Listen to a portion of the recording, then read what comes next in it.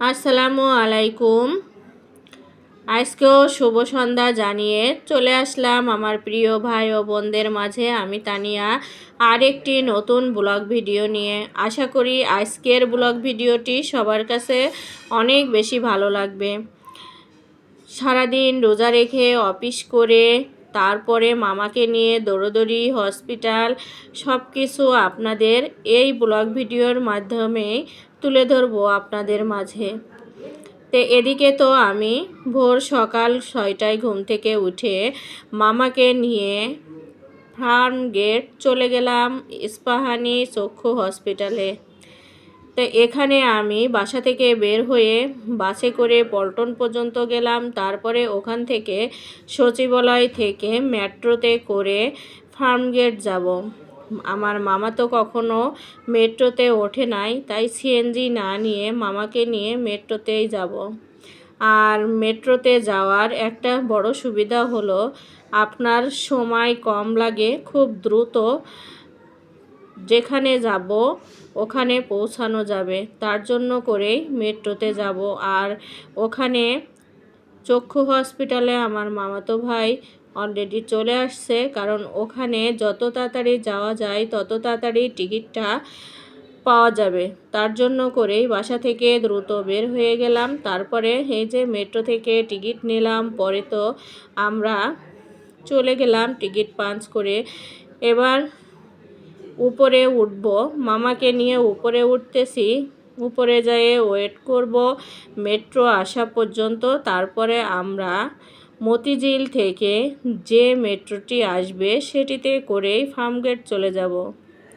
এই যে মামাকে নিয়ে অপেক্ষা করতেছিলাম আর মামাকে বলতেছিলাম, মামা আপনার কেমন লাগতেছে, এমন একটা পরিবেশে আপনি যাচ্ছেন? কয় মামা খুবই ভালো লাগতেছে। আমি কই তার জন্যই আপনাকে মেট্রোতে নিয়ে যাব। এই যে উত্তরা থেকে মেট্রো চলে আসছে অলরেডি মতিঝিলমুখী। তা এই যে মতিঝিল থেকে উত্তরামুখীগামী মেট্রোটি চলে আসলো। এই মেট্রোতে করেই আমরা এখন যাব। অলরেডি আমরা মেট্রোতে উঠে পড়ছি, কিন্তু দুঃখের বিষয় হলো কোনো সিট নাই। দাঁড়িয়ে দাঁড়িয়েই যাচ্ছিলাম। আর আমার মামাকে নিয়ে যেহেতু যাচ্ছি তার জন্য ভিডিওটা করে নিলাম।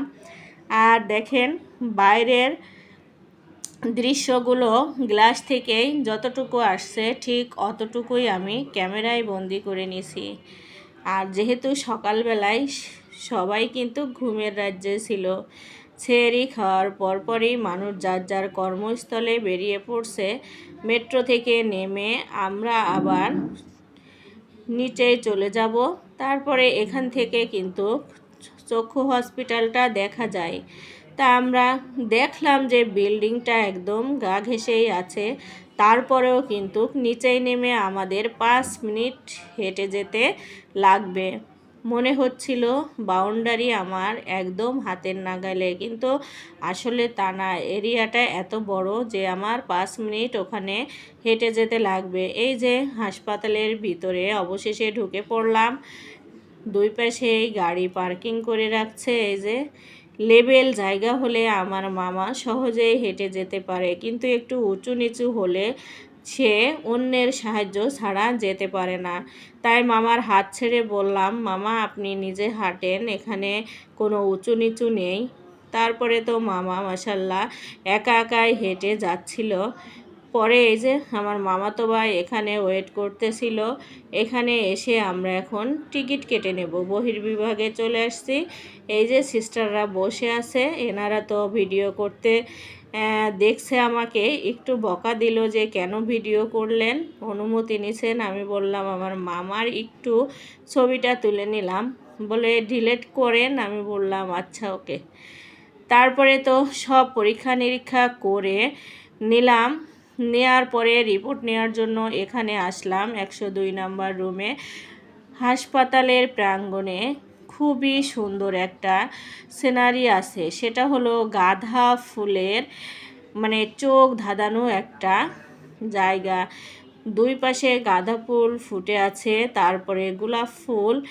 এই যে দেখেন মনে হচ্ছে গাঁদা ফুলের বাগান করা, অনেক সুন্দর। আসলে হাসপাতালের পাশে যদি এমন একটা সুন্দর জায়গা থাকে তা আপনার মনেই হবে না আপনি হসপিটালে গিয়েছেন। এমন সিনারি থাকলে মনটাও সুস্থ হয়ে যায়। তারপরে মামাদের রিপোর্ট নিতে তো দেরি হবে, ওখান থেকে আমি আবার মেট্রোতে করে অফিসে চলে আসলাম। আর মামাদের রেখে আসলাম যে রিপোর্ট নিয়ে তারপরে আসেন। অফিস শেষ করে বাসে চলে আসলাম বাসায়। এসে ইফতারি রেডি করে নিলাম। ইফতারি ছিল মিষ্টি, পায়েস রান্না করে নিলাম, পেঁয়াজ ভেজে নিলাম, সালাদ কেটে রেডি করে নিলাম, ছোলা রান্না করে নিলাম, ছিল পেয়ারা কাঁচামরিচ দিয়ে মাখিয়ে নিলাম, তারপরে ছিল বড়ই শরবত। এগুলোই ছিল আজকে চতুর্থ রমজানের ইফতার। আমার সারাদিনের ব্যস্ততা, অফিস, ইফতারের জোগাড়যন্ত্র। আমার প্রিয় ভাই ও বোনেরা, আমার পুরো ভিডিও শুরু থেকে শেষ পর্যন্ত আপনাদের কাছে যদি একটু হলেও ভালো লেগে থাকে আমার ভিডিওর কোথাও কোনো অংশ বা আমার কোনো কথা, তাহলে অবশ্যই আমার চ্যানেলটি সাবস্ক্রাইব করে আমার পাশে থাকবেন। আর সবাই আমার মামার জন্য দোয়া করবেন। ভালো থাকবেন। আল্লাহ।